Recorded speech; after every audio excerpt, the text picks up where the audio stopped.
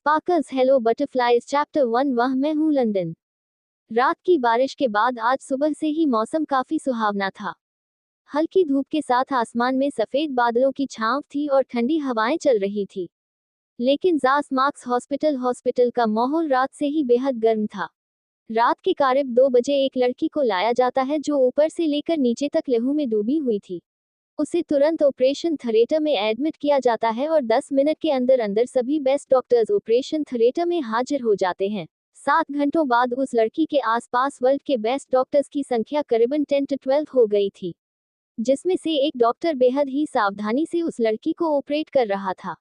उस डॉक्टर ने अपने साइड वाले कांच के डिब्बे में एक दिल रखा जिसमें बड़ी ही बेदर्दी से एक बड़ा सा कांच का टुकड़ा घुसा हुआ था। लेकिन उस दिल के तो उससे पहले ही लाखों टुकड़े हो चुके थे। वह दिल किसी और का नहीं वहीं सामने लेटी लड़की का था और वह डॉक्टर अभी दूसरा दिल उस लड़की के शरीर में ट्रांसप्लांट कर रहा था। और बाकी के सभी डॉक्टर्स उस लड़की की हर एक छोटी से छोटी हरकत को मॉनिटर कर रहे थे। वह सभी गलती से भी कोई गलती नहीं कर सकते थे क्योंकि अभी उनके सामने लेटी लड़की कोई मामूली इंसान नहीं बल्कि अभीर रावत की इकलौती बेटी थी। अभीर रावत एंटरप्राइजेस के CEO and most powerful political leaders में से एक थे। और उनकी बेटी वरिन्या रावत दिल की साफ लेकिन दुनिया की नजरों में एक बिगल और जिद्दी लड़की, जिसे बचपन से उन लोगों ने सिर पर चढ़ा रखा था। और जब वह 17 साल की हुई तो उसे अपने फैमिली फ्रेंड का एक लड़का पसंद आ गया जो कि उम्र में उससे 7 साल बड़ा था। वरिन्या उसी टाइम से उसे अप्रोच करने लगी, लेकिन फिर कुछ ऐसा हुआ जिससे वरिन्या इतना बिखर गई कि वह 1 साल तक डिप्रेशन में रही, न किसी को अपने पास आने देती न किसी से कुछ बोलती। उससे पूछने पर वह सिर्फ एक line दोहराती, I know it's not his fault, loudly crying। और उसकी आंखों से लबालब आंसू गिरने लगते। वह इतना डिप्रेस्ड हो गई थी कि वो खुद का फ्यूचर तक को इमेजिन नहीं कर सकती थी। कल शाम उसकी बेस्ट फ्रेंड जिद करके उसे रावत मेंशन से बाहर लेकर आए, लेकिन वारिन्या के दिमाग में तो कुछ और ही चल रहा था। उसने जानबूझ करके अपनी फ्रेंड को कार से बाहर धक्का दिया। वह अपनी कार लेकर एक ट्रक के सामने चली गई और जोरदार टक्कर के साथ उसकी कार उल्टी पलटी और उसके दिल में एक बड़ा सा कांच का हिस्सा आकर धंस गया। वह सिर पर चोटें आई। हार्ट ट्रांसप्लांट सक्सेसफुल होते ही वारिन्या की आंखें अनायास ही खुल गई और उसकी नजरें अपने सामने खड़े उसी डॉक्टर की गहरी ग्रे आंखों से जा मिली। वह उसकी आंखों के किनारों से आंसू बह निकले। फिर उसके बाद जब सभी डॉक्टर्स बाहर चले गए तो उनकी अधखुली आंखें अपने बेड से कुछ दूरी पड़े एक और बेड पर जाती है जिस पर वह सोई हुई थी। वारिन्या की आंखें बड़ी हो जाती है। वह हैनी से सामने पड़ी खुद की बूढ़ी यानी लाश को देख रही थी। उसके मन में एक ख्याल आया, वह मैं हूं। फिर उसकी आंखें बंद हो जाती है और उसके कानों में नर्सों की आवाज गूंजी, finally the heart transplant was successful. पता है, ये लड़की निहारिका श्रीवास्तव ने मरने से पहले ही अपना दिल दान कर दिया था। और यह भी क्या कोइंसिडेंस है ना कि यह आज ही के दिन मरी भी। अगर इस लड़की का वारिन्या के साथ ब्लड मैच नहीं होता और ट्रांसप्लांट सफल नहीं होता तो मिस्टर रावत पूरे हॉस्पिटल का नामो निशान मिटा देते। तो दूसरी नर्स कहती है ऑपरेशन को तो सफल होना ही था क्योंकि इसे द ग्रेट एम्स ने जो किया था। लेकिन ये लड़की वारिन्या के चेहरे का ये निशान कितना डरावना है और इसका चेहरा कितना बेकार लग रहा है। तो वह पहली नर्स झट से बोली, चुप कर पागल, अगर किसी ने सुन लिया ना तो हम दोनों का राम नाम सत्य हो जाएगा। तो वह दूसरी नर्स हंसते हुए पहली नर्स से बोलती है, यार तू भी ना कितनी डरपोक है, ये लड़की तो बेहोश है और बाहर हमारी आवाज जाने का कोई चांस नहीं है। वैसे हम इस लावारिश लाश को कहाँ ले जा रहे हैं? तो पहली नर्स ने जवाब दिया, बाहर मिस्टर रावत के पास, वह इसका अंतिम संस्कार करवाएंगे क्योंकि इसने अपना दिल देकर उनकी बेटी की जान बचाई है। जिस पर दूसरी नर्स मुंह बनाते हुए बड़े लोगों की बड़ी बड़ी बातें कहकर पहली नर्स के साथ मिलकर निहारिका की बूढ़ी को बाहर ले जाने लगती है। तभी उन सबकी सबसे सीनियर हेड नर्स आकर उन्हें डांट लगाते हुए कहती है, पेशेंट के पास बात करना मना है, ये चीज मैं तुम दोनों के हाथों में छपवाओ क्या? आइंदा दोनों वारिन्या मैडम के पास मत दिख जाना। तो वह दोनों वहां से 9-2-11 हो जाती है। ये सब सुनने के बाद वारिन्या अगेन बेहोश हो जाती है, जिसके बाद पूरे 5 महीनों तक उसे वहां से निकालकर रावत मेंशन में रखा जाता है जहां पर सभी डॉक्टर्स मौजूद थे। वह कुछ सीनियर नर्स थी। हर दिन हर चीज का ध्यान रखा जाता, ना कुछ कम ना ज्यादा। अभीर जी सुबह शाम वही रहते इस ताक में कि कब उनकी प्रिंसेस अपनी आंखें खोलकर उन्हें पापा बुलाए। अभीर जी अभी अपना पूरा बिजनेस घर से संभाल रहे थे। वह पूरे महीने में एक दिन वह ऑफिस जाते, वहां पर भी वारिन्या के कमरे का सीसीटीवी उनकी स्क्रीन पर रहता। वह इन 5 महीनों में हर मंदिर, हर मस्जिद, गुरुद्वारों और चर्चों में जाकर अपनी बेटी की जिंदगी मांग चुके थे। और एक शाम वारिन्या अपनी आंखें खोलती है। To be continued guys. Chapter 2 होश में आना। शाम के करीबन 4 बजे होश में आते ही वारन्या ने धीरे धीरे आंखें खोलती है तो तेज रोशनी से उसकी पलकें बार बार झपक रही थी। फिर कुछ देर बाद जब उसकी आंखें रोशनी में एडजस्ट हो जाती है तो वह महसूस करती है एक आदमी उसे कसकर गले लगाकर रो रहा है। वारन्या उस व्यक्ति यानी कि अबीर जी को खुद से दूर करते हुए पूछती है, आप कौन हो एंड हाउ डरे यू टू टच मी। उसकी इस बात पर अबीर जी वही पत्थर से जम जाते हैं। वो उनकी आंखों से अंशुओं का सिलसिला और ज्यादा बढ़ जाता है।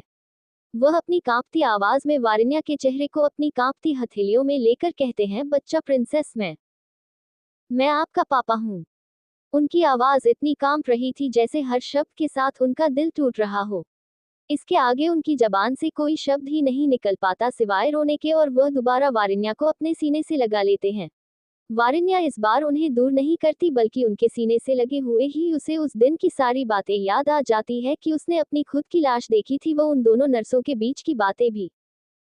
उसकी आंखों से भी आंसू गिरने लगते हैं और फिर उसकी नजरें सामने एक बड़े से मिरर पर जाती है जिसमें वह खुद के आधे चेहरे को देखकर दंग रह जाती है।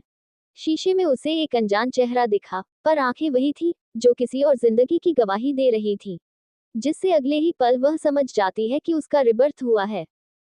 Closing parenthesis. वारन्या अपने मन में कहती है, thank you thank you thank you thank you universe, मुझे एक नई जिंदगी देने के लिए। I promise my self this time I do everything I want irrespective of hiding it and what others think. तभी वह अपने फेस पर अबीर जी के आंसू फील करती है और अपनी बेहद ही धीमी आवाज में दोहराती है, आप कौन हैं, मैं कौन हूँ, मुझे कुछ भी याद क्यों नहीं आ रहा है। और फिर उन्हें एक टक देखने लगती है। वारन्या को इस नए चेहरे और अपनी नई पहचान के बारे में कुछ भी नहीं पता था, इसलिए वह सामने खड़े व्यक्ति यानी अबीर जी से सब कुछ जानना चाहती थी। उसने उनकी आंखों में खुद के लिए फिक्र व उसे खोने का दर्द महसूस कर लिया था। अपनी पिछली लाइफ में वह एक अनाथ थी और बचपन से लेकर 40 की उम्र की होने तक लोगों के घिनौने चेहरे देखते देखते उसे लोगों की पहचान करना बहुत अच्छे से आ गया था, या फिर यह कहे कि उसकी सिक्स्थ सेंस बेहद स्ट्रांग हो चुकी थी। Closing parenthesis. उसकी प्यारी सी आवाज सुनकर अबीर जी कहते हैं, प्रिंसेस मैं आपका पापा हूँ अबीर रावत और आप मेरी बेटी है वारन्या रावत। देन उसके हाथों को खुद के होठों से लगाकर कहते हैं, प्रिंसेस अभी आप रेस्ट करो, इतना स्ट्रेस लेना आपकी सेहत के लिए अच्छा नहीं है। फिर उसके माथे को चूमते हुए आगे कहते हैं, मैं आपके लिए खाना लेकर आता हूँ और कमरे से बाहर चले जाते हैं। उनके पीछे पीछे डॉक्टर्स भी कमरे से बाहर चले जाते हैं। कमरे से बाहर आकर अबीर जी अपनी गुस्से भरी नजरों से डॉक्टर को घूरने लगते हैं तो सभी डॉक्टर में से सबसे सीनियर डॉक्टर बोलता है, sir we have already said you about this. Ma'am के सर पर गहरी चोटें आई थी और काफी ज्यादा ब्लड लॉस भी हुआ था। हमने आपको मैम के सिर की जो कलर इमेजिंग हुई थी उससे ये पहले ही क्लियर कर दिया था कि उनकी याददाश्त जाने के चांसेस 90% है। जिस पर अबीर जी बोलते हैं, तो उसे सब कुछ याद कब तक आएगा। तो डॉक्टर जवाब देता है, sir there is no any chances that she recall everything. उनके सिर के जिस हिस्से पर चोट लगी थी उसे रिकवर होने में पूरे 4 महीने लगे and it is very very rare कि उन्हें सब कुछ याद आ जाए या फिर कुछ भी याद ना आए है। जिसके बाद अबीर जी हम में जवाब देकर आगे कहते हैं, my daughter is fine right no right and every report is normal. तो वह डॉक्टर अपने सर से पसीना पूछते हुए बोलता है, yes sir your daughter is fine and everything is normal, you just have to take care of her. वही रूम में अबीर जी के वहां से जाने के बाद वारन्या अपने आसपास बहुत ध्यान से देखने लगती है। उसका पूरा कमरा बेहद ही बड़ा और खूबसूरत था, जिसे पिंक और गोल्डन कॉम्बिनेशन के इंटीरियर में सजाया गया था। उसके बेड से थोड़ी दूरी पर कुछ दवाएं, केमिकल्स और एक मशीन रखी हुई थी, जिसे कुछ देर तक वह ध्यान से देखती है। फिर बेड से धीरे धीरे नीचे उतरकर अपने छोटे छोटे कदमों से शीशे के सामने जाती है और खुद को एकटक निहारने लगती है। वह अपने हाथों से अपने चेहरे पर पड़े उस निशान को छूती है जिसे उस दिन वह दोनों नर्सें बदसूरत कह रही थी। जिसके बाद वारन्या के चेहरे पर एक डरावनी मुस्कान आ जाती है और वह कमरे में पड़े कुछ दवाएं, केमिकल्स, एक चाकू व कैंडल उठाकर उसे अपने साथ वॉशरूम में ले जाती है।